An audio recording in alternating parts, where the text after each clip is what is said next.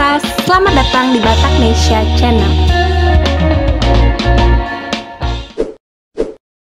Pensiunan Jenderal TNI Luhut Binsar Panjaitan makin bersinar setelah tak lagi berseragam baju loreng.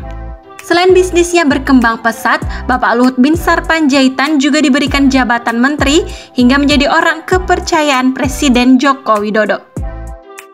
Pemberian jabatan itu semua bukanlah cek kosong atau karena kedekatan semata. Namun karena memang kapasitas dan integritas Bapak Luhut Panjaitan sendiri yang memang layak mendapatkannya. Sebelum mendapatkan posisi menteri, Pak Luhut pastinya sudah membuktikan kinerjanya saat bertugas di tubuh TNI khususnya Kopassus. Berikut ini beberapa posisi menteri yang pernah dijabat oleh Jenderal Purnawirawan Bapak Luhut Binsar Panjaitan. Sebelum lanjut, jangan lupa subscribe, like, dan komen ya, agar semakin banyak informasi tentang Batak yang akan kami sampaikan. 1. Menteri Koordinator Bidang Politik, Hukum, dan Keamanan.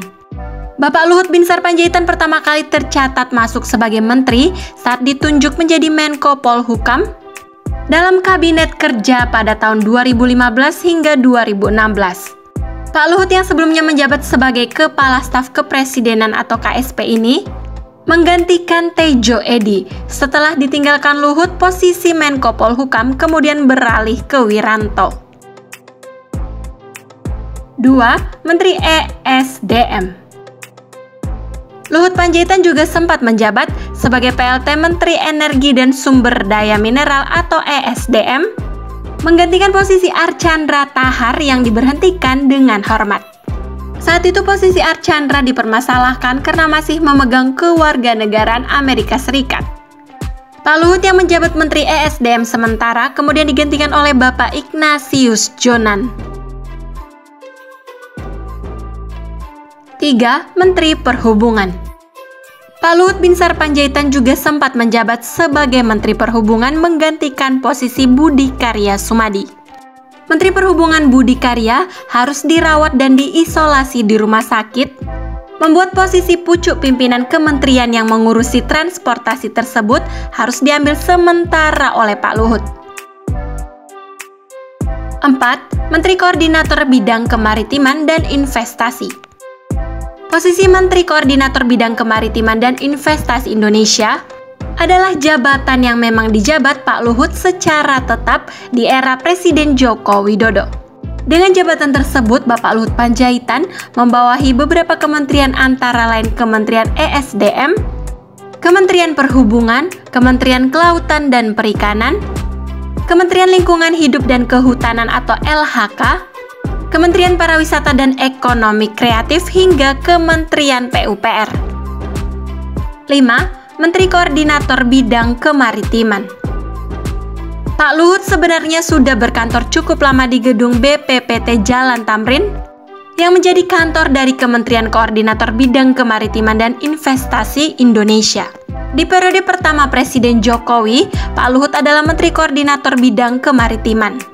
Saat itu Pak Luhut menggantikan posisi yang ditinggalkan Rizal Ramli yang terkena reshuffle kabinet.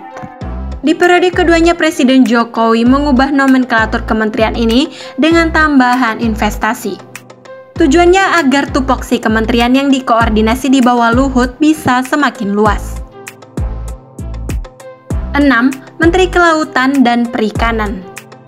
Untuk mengisi kekosongan karena Edi Prabowo ditangkap KPK, Presiden Jokowi menugasi Luhut Panjaitan untuk menjabat sebagai Menteri Kelautan dan Perikanan sementara.